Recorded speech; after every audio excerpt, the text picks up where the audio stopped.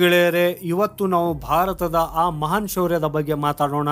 ಇದು ಕೇವಲ ದೇಶದ ಗಡಿಯನ್ನಷ್ಟೇ ಬಲಪಡಿಸುವುದಲ್ಲದೆ ವಿಶ್ವದ ಅತ್ಯಂತ ಶಕ್ತಿಶಾಲಿ ದೇಶಗಳನ್ನು ಸಹ ಅಲ್ಲಾಡಿಸಿದೆ. ಹೌದು ಗೆಳೆಯರೆ, ನಾನು ನಮ್ಮ ಹೆಮ್ಮೆಯ ಅಗ್ನಿ-5 ಕ್ಷಿಪಣಿಯ ಬಗ್ಗೆ ಹೇಳ್ತಾ ಇದ್ದೇನೆ.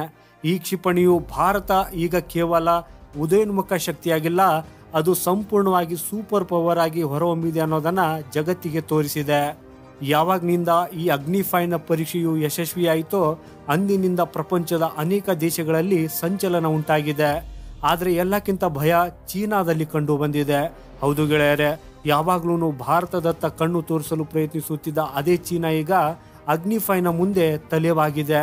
ಅಗ್ನಿ-5ನ ಈ 5500 ಕಿಲೋಮೀಟರ್ನ ಅಗಾಧವಾದ ವ್ಯಾಪ್ತಿಯು ಚೀನಾದ ಹೃದಯದಲ್ಲಿ ಭಯವನ್ನ ಹುಟ್ಟಾಕಿದೆ. ಆ ಭಯ ಎಷ್ಟು ಆಳವಾಗಿತ್ತೆಂದ್ರೆ ಚೀನಾ ಈಗ ICBM ಕ್ಷಿಪಣಿಯ ಟೆಸ್ಟಿಂಗ್ ಅನ್ನ ಮಾಡಬೇಕಾಯಿತು. ಯಾಕಂದ್ರೆ ಇದರಿಂದ ಅದು ಏನಾದರೂ ಮಾಡಬಹುದು ಅನ್ನೋದನ್ನ ಜಗತ್ತಿಗೆ ತೋರಿಸುವುದಕ್ಕಾಗಿ. ಆದರೆ ಇಲ್ಲಿ ಸತ್ಯವೆಂದ್ರೆ ಚೀನಾದ ಈ ಹೆಜ್ಜೆ ಅದರ ಹತಾಶೆಗೆ ಸಾಕ್ಷಿಯಾಗಿರೋದು. ಭಾರತದ ಅಗ್ನಿ-5 ಮಿಸೈಲ್ ಚೀನಾದ ಭದ್ರತೆಗೆ ನೇರವಾಗಿ ಸವಾಲೆಸೆದಿರುವ ಈ ರೀತಿ ಚೀನಾದ ನಿದ್ದೆ ಹಾರಿಸುವುದಕ್ಕಾಗಿ ಇನಫ್ ಆಗಿದೆ. ಭಾರತದ ಶಕ್ತಿ ಈಗ ಕೇವಲ ಗಡಿಗಷ್ಟೇ ಸೀಮಿತವಾಗಿಲ್ಲ, ಈಗ ಅದು ಇಡೀ ಏಷ್ಯಾದ ಮೇಲೆ ಕಣ್ಣಿಡಲಿದೆ. ಹಾಗೂ ಯಾವುದೇ ಬೆದರಿಕೆಗಳಿರಲಿ ಅದಕ್ಕೆ ಪ್ರತಿಕ್ರಿಯಿಸಲು ಸಿದ್ಧವಾಗಿದೆ. ಈ ಅಗ್ನಿ-5 ಕ್ಷಿಪಣಿ ಕೇವಲ ಕ್ಷಿಪಣಿ ಅಷ್ಟೇ ಅಲ್ಲದೆ ಭಾರತದ ಸ್ವಾಭಿಮಾನದ ಸಂಕೇತವಾಗಿದೆ. ಇದು ಎಂಥ ಅಸ್ತ್ರವಾಗಿದೆ ಅಂದ್ರೆ ಭಾರತ ಯಾವುದೇ ಸವಾಲನ್ನು ಎದುರಿಸುವುದಕ್ಕಾಗಿ ಈಗ ಸಂಪೂರ್ಣ ಸಮರ್ಥವಾಗಿದೆ ಅನ್ನೋದನ್ನ ಇದು ಸಾಬೀತುಪಡಿಸಿದೆ. ಆದ್ರೆ ಗೆಳೆಯರೆ, ಚೀನಾ ಯಾಕೆ ಈ ICBM ಮಿಸೈಲ್ನ ಟೆಸ್ಟ್ ಮಾಡಬೇಕಾಯಿತು? ಗೆಳೆಯರೆ, ಇದನ್ನ ತಿಳಿಯೋದಕ್ಕಿಂತ ಮೊದಲು ಈ ಅಗ್ನಿ-5 ಕ್ಷಿಪಣಿಗಾಗಿ ವಿಡಿಯೋ ಲೈಕ್ ಮಾಡುತ್ತಾ ಕಮೆಂಟ್ ಬಾಕ್ಸ್ನಲ್ಲಿ ಜೈ ಹಿಂದ್ ಅಂತ ಬರೆಯಿರಿ. ಹಾಗೂ ಇದನ್ನ ನೆನಪಿನಲ್ಲಿಡಿ, ಜೈ ಹಿಂದ್ ಅಂತ ಹೇಳುವುದು ನಮ್ಗೆಲ್ರಿಗೂ ಹೆಮ್ಮೆಯ ವಿಷಯವಾಗಿದೆ. ಗೆಳೆಯರೆ, ಇವತ್ತು ನಾವು ಎಂಥ ಒಂದು ಮಹತ್ವಪೂರ್ಣವಾದ ಟಾಪಿಕ್ನ ಬಗ್ಗೆ ಮಾತಾಡ್ತಾ ಇದ್ದೀವಿ ಅಂದ್ರೆ ಇದು ಭಾರತವನ್ನಷ್ಟೇ ಅಲ್ಲದೆ ಇಡೀ ಜಗತ್ತನ್ನ ಬೆಚ್ಚಿ ಬೀಳಿಸುವಂತಹದ್ದಾಗಿದೆ. ಹಲವು ದಶಕಗಳ ನಂತರ ಮೊದಲ ಬಾರಿಗೆ ಚೀನಾವು ಅತ್ಯಂತ ಅಪಾಯಕಾರಿ ಕ್ಷಿಪಣಿ ICBMನ ಟೆಸ್ಟಿಂಗ್ ಮಾಡಿದೆ. ಹಾಗೂ ಯಾಕಿದು ವಿಶೇಷವಾಗಿದೆ ಅಂದ್ರೆ ಈ ಕ್ಷಿಪಣಿ ಜಪಾನನ್ನ ದಾಟಿ ಪೆಸಿಫಿಕ್ ಓಷಿಯನ್ ಅಲ್ಲಿ ಹೋಗಿ ಬಿದ್ದಿದೆ. ನೀವೇ ಊಹಿಸಿಕೊಳ್ಳಿ, ಜಪಾನ್ನ ತಲೆಯ ಮೇಲಿಂದ ಈ ಕ್ಷಿಪಣಿ ಹಾದು ಹೋಗಿದೆ. ಹಾಗೂ ಚೀನಾ ಅದರ ಬಗ್ಗೆ ಅವರಿಗೆ ಯಾವುದೇ ನೋಟಿಸ್ ಅನ್ನ ಕೊಟ್ಟಿಲ್ಲ. ಈಗ ನೀವು ಯೋಚನೆ ಮಾಡ್ತಾ ಇರಬಹುದು, ಚೀನಾ ಯಾಕೆ ಹೀಗೆ ಮಾಡಿದೆ? ಇದು ಕೇವಲ ಸಾಮಾನ್ಯ ಟೆಸ್ಟ್ ಆಗಿತ್ತಾ ಅಥವಾ ಇದರ ಹಿಂದೆ ಬೇರೆ ಕಾರಣವಿದೆನಾ ಅಂತ? ಆಕ್ಚುಲಿ ನೀವು ಭಾರತ ಮತ್ತು ಚೀನಾದ ಇತ್ತೀಚಿನ ಕ್ಷಿಪಣಿ ಪರೀಕ್ಷೆಗಳನ್ನ ನೋಡಿದ್ರೆ ಚೀನಾದ ಈ ಕ್ಷಿಪಣಿ ಪರೀಕ್ಷೆಯು ಭಾರತದ ಅಗ್ನಿ-5 ಕ್ಷಿಪಣಿಗೆ ನೇರ ಪ್ರತಿಕ್ರಿಯೆಯಾಗಿದೆ ಅನ್ನೋದು ಸ್ಪಷ್ಟವಾಗ್ತದೆ. ಹೌದು ಗೆಳೆಯರೆ, ಭಾರತ ಕಳೆದ ಕೆಲವು ವರ್ಷಗಳಿಂದ ಅಗ್ನಿ-5ನ ಬಹಳಷ್ಟು ಯಶಸ್ವಿ ಪರೀಕ್ಷೆಯನ್ನ ಮಾಡಿದೆ. ಹಾಗೂ ಇದು ಅದೇ ಕ್ಷಿಪಣಿಯಾಗಿದ್ದು ಇದರ ವ್ಯಾಪ್ತಿಯು ಕೂಡ 5500 ಕಿಲೋಮೀಟರ್ ವರೆಗೂ ಇದೆ. ಇದರಿಂದ ಸ್ವತಃ ನೀವೇ ಯೋಚಿಸಿ, ಅಗ್ನಿ-5ನ ಈ ರೇಂಜ್ ಏನನ್ನ ಪ್ರತಿನಿಧಿಸುತ್ತದೆ ಅನ್ನೋದು.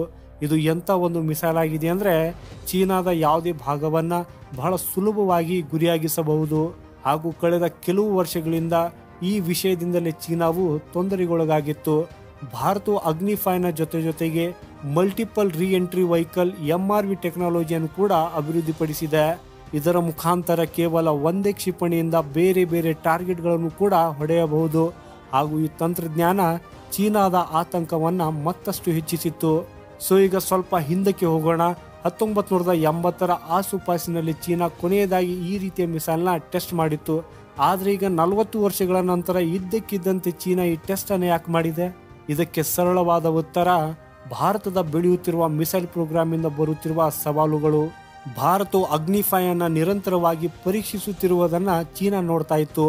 ಹಾಗೂ ಪ್ರಪಂಚದ ಯಾವುದೇ ದೊಡ್ಡ ದೇಶವು ಭಾರತದತ್ತ ಬೆರಳು ತೋರಿಸ್ತಾ ಇದ್ದಿದ್ದಿಲ್ಲ. ಅಮೆರಿಕ ಅಥವಾ ಯುರೋಪ್ ಯಾರು ಭಾರತದ ಮೇಲೆ ನಿರ್ಬಂಧಗಳನ್ನು ಹೇರುವ ಅಥವಾ ಅದನ್ನು ನಿಲ್ಲಿಸುವ ಬಗ್ಗೆ ಮಾತಾಡ್ತಾ ಇದ್ದಿದ್ದಿಲ್ಲ. ಭಾರತ 2014ರಿಂದ ಅಗ್ನಿ-5ನ ಹಲವು ಯಶಸ್ವಿ ಪರೀಕ್ಷೆಗಳನ್ನು ಮಾಡಿದೆ. ಹಾಗೂ ಈ ಪರೀಕ್ಷೆಗಳಲ್ಲಿ ತನ್ನ ICBM ತಂತ್ರಜ್ಞಾನವನ್ನ ಸಂಪೂರ್ಣವಾಗಿ ಅಭಿವೃದ್ಧಿಗೊಳಿಸಿದೆ ಅನ್ನೋದನ್ನು ಕೂಡ ಈಗ ಜಗತ್ತಿಗೆ ತೋರಿಸಿದೆ. ಭಾರತವು 2021 ಮತ್ತು 2022ರಲ್ಲಿ ನಿರಂತರವಾಗಿ ಕ್ಷಿಪಣಿ ಪರೀಕ್ಷೆಗಳನ್ನು ನಡೆಸಿತು. ಹಾಗೂ ಇತ್ತೀಚೆಗೆ 2024ರಲ್ಲಿ ಅದು MRV ತಂತ್ರಜ್ಞಾನದೊಂದಿಗೆ ಅಗ್ನಿ-5 ಅನ್ನ ಪರೀಕ್ಷಿಸಿದೆ. MRV ಅಂದ್ರೆ ಒಂದೇ ಕ್ಷಿಪಣಿಯಿಂದ ಅನೇಕ ಟಾರ್ಗೆಟ್ಗಳನ್ನು ಹೊಡೆಯುವ ಸಾಮರ್ಥ್ಯ ಇರುವಂತಹದ್ದು. ಹಾಗೂ ಈ ವಿಷಯನೇ ಚೀನಾಗೆ ಕಾಡ್ತಾ ಇತ್ತು. ಚೀನಾವು ಭಾರತದ ಬೆಳೆಯುತ್ತಿರುವ ಈ ಮಿಸೈಲ್ ಪ್ರೋಗ್ರಾಮ್ ತನಗೆ ಅಪಾಯ ತಂದೊಡ್ಡಬಹುದು ಅಂತ ಅಂದುಕೊಳ್ತಾ ಇತ್ತು. ಸೊ ಗೆಳೆಯರೆ, ಚೀನಾದ ಇತ್ತೀಚಿನ ಈ ಕ್ಷಿಪಣಿ ಪರೀಕ್ಷೆಯು ಆಕ್ಚುಯಲ್ ಆಗಿ ಅದರ ತನ್ನ ಸ್ವಂತ ಚಿಂತೆ ಮತ್ತು ಹತಾಶೆಯ ಫಲಿತಾಂಶವಾಗಿದೆ. ಈ ಪರೀಕ್ಷೆಯ ಮೂಲಕ ಚೀನಾ ಭಾರತಕ್ಕೆ ತಾನು ಏನು ಕಡಿಮೆ ಇಲ್ಲ ಅನ್ನೋದನ್ನ ತೋರಿಸೋದಕ್ಕೆ ಪ್ರಯತ್ನಿಸಿದೆ. ಹಾಗೂ ಗೆಳೆಯರೆ, ಇದನ್ನ ಅಷ್ಟು ಹಗುರವಾಗಿನೂ ಪರಿಗಣಿಸಬೇಡಿ. ಈ ಬಾರಿ ಚೀನಾ ಟೆಸ್ಟ್ ಮಾಡಿದ ಈ ಕ್ಷಿಪಣಿ 5500 ಕಿಲೋಮೀಟರ್ಗೂ ಹೆಚ್ಚು ದೂರ ಕ್ರಮಿಸುತ್ತದೆ ಅನ್ನೋದು ದೊಡ್ಡ ವಿಷಯವಾಗಿದೆ.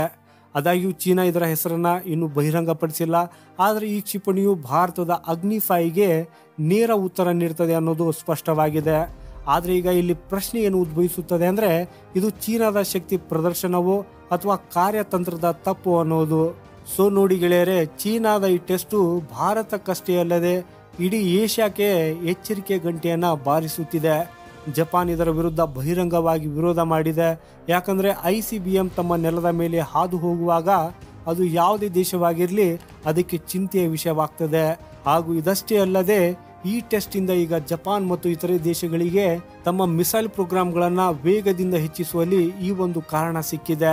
ಇಲ್ಲಿ ಗಮನಿಸಬೇಕಾದ ಅಂಶವೆಂದ್ರೆ, ಭಾರತವು ಅಗ್ನಿ-5 ಪರೀಕ್ಷಿಸಿದಾಗ ಆಗ ಚೀನಾವು ಈ ಪ್ರದೇಶದಲ್ಲಿ ಅಸ್ಥಿರತೆಯನ್ನು ಹೆಚ್ಚಿಸುತ್ತದೆ ಮತ್ತು ಭದ್ರತಾ ಬೆದರಿಕೆಯನ್ನ ಉಂಟು ಮಾಡ್ತದೆ ಅಂತ ತನ್ನ ವಿರೋಧವನ್ನು ವ್ಯಕ್ತಪಡಿಸಿತ್ತು. ಆದ್ರೆ ಈಗ ಚೀನಾವು ಅದೇ ರೀತಿ ಮಾಡ್ತಾ ಇದ್ರೆ, ಆದ್ದರಿಂದ ಸ್ವತಃ ಅದು ತನ್ನ ವಿರೋಧ ಹೇಗೆ ಮಾಡ್ತದೆ, ಅದಕ್ಕಾಗಿ ಭಾರತವು ಈಗ ಹೀಗೆ ಹೇಳಬಹುದು, ಚೀನಾ ಅದನ್ನ ಮಾಡ್ತಾ ಇದ್ರೆ ಭಾರತ ಯಾಕೆ ಮಾಡಬಾರದು ಅಂತ. ಹಾಗೂ ಒಂದು ರೀತಿಯಲ್ಲಿ ಚೀನಾದ ಈ ಹೆಜ್ಜೆ ತನ್ನದೇ ಆದ ಕಾರ್ಯತಂತ್ರದ ಸೋಲಾಗಿದೆ ಅಂತ ಹೇಳಬಹುದು. ಸೊ ಗೆಳೆಯರೆ, ಚೀನಾದ ಈ ಪರೀಕ್ಷೆಯಿಂದ ಒಂದು ವಿಷಯ ಅಂತೂ ಸ್ಪಷ್ಟವಾಗಿದೆ. ಈಗ ವಿಶ್ವದಾದ್ಯಂತ ಕ್ಷಿಪಣಿ ಪರೀಕ್ಷೆಗಳ ಹಂತವು ಹೆಚ್ಚಾಗಲಿದೆ. ಈ ಕ್ಷಿಪಣಿಯ ಮೂಲಕ ಚೀನಾ ತನ್ನ ಶಕ್ತಿಯನ್ನ ತೋರಿಸಿದೆ. ಆದರೆ ಅದರ ದೂರಗಾಮಿ ಪರಿಣಾಮಗಳು ಏನಾಗಬಹುದು ಅನ್ನೋದನ್ನ ನೋಡೋದು ಬಾಕಿ ಇದೆ. ಹಾಗೇನೆ ನಿಮ್ಗೆ ಹೇಳೋದಾದ್ರೆ, ಈ ಪೂರ್ತಿ ಘಟನೆಯಿಂದ ದೊಡ್ಡ ನಷ್ಟವು ಚೀನಾಗೇನೆ ಆಗಲಿದೆ. ಯಾಕಂದ್ರೆ ಈಗ ಜಪಾನ್ ಮತ್ತು ಇತರೆ ದೇಶಗಳು ತಮ್ಮ ಭದ್ರತೆಗಾಗಿ ICBM ನಂತ ಕ್ಷಿಪಣಿಗಳನ್ನ ತಯಾರಿಸಬೇಕು ಅಥವಾ ನಿಯೋಜಿಸಬೇಕು ಅನ್ನೋದನ್ನ ಹೇಳುವ ಸಂಪೂರ್ಣ ಹಕ್ಕನ್ನ ಪಡೆದಿವೆ. ಹಾಗೂ ಇದರಿಂದ ಈ ಕ್ಷೇತ್ರದಲ್ಲಿ ಉದ್ವಿಗ್ನತೆ ಇನ್ನಷ್ಟು ಹೆಚ್ಚಾಗ್ತದೆ. ಈ ಇಡೀ ಘಟನೆಯಿಂದಾಗಿ ಚೀನಾ ತನ್ನನ್ನು ತಾನೇ ಕಠಿಣ ಪರಿಸ್ಥಿತಿಯಲ್ಲಿ ಸಿಲುಕಿಸಿಕೊಂಡಿದೆ. ಹಾಗೂ ಅಂತಿಮವಾಗಿ ಇದರ ಲಾಭ ಕೇವಲ ಭಾರತ ಮತ್ತು ಅದರ ಇತರೆ ಮಿತ್ರ ರಾಷ್ಟ್ರಗಳಿಗಷ್ಟೇ ಆಗಲಿದೆ. ಸೊ ಗೆಳೆಯರೆ, ಇವತ್ತಿನ ಈ ವಿಡಿಯೋದಲ್ಲಿ ಇಷ್ಟೇನೆ. ಆದರೆ ಇನ್ನೂವರೆಗೆ ಈ ವಿಡಿಯೋನ ಲೈಕ್ ಮಾಡಿಲ್ಲ ಅಂದರೆ ಈ ವಿಡಿಯೋನ ಲೈಕ್ ಮಾಡುತ್ತಾ ಚಾನೆಲ್ ಸಬ್ಸ್ಕ್ರೈಬ್ ಮಾಡೋದನ್ನು ಮರೆಯದಿರಿ. ಸಿಗೋಣ ಮುಂದಿನ ಮತ್ತೊಂದು ಇಂಟ್ರೆಸ್ಟಿಂಗ್ ವಿಡಿಯೋದೊಂದಿಗೆ. ವಂದೇ ಮಾತರಂ. ಭಾರತ್ ಮಾತಾ ಕಿ ಜೈ.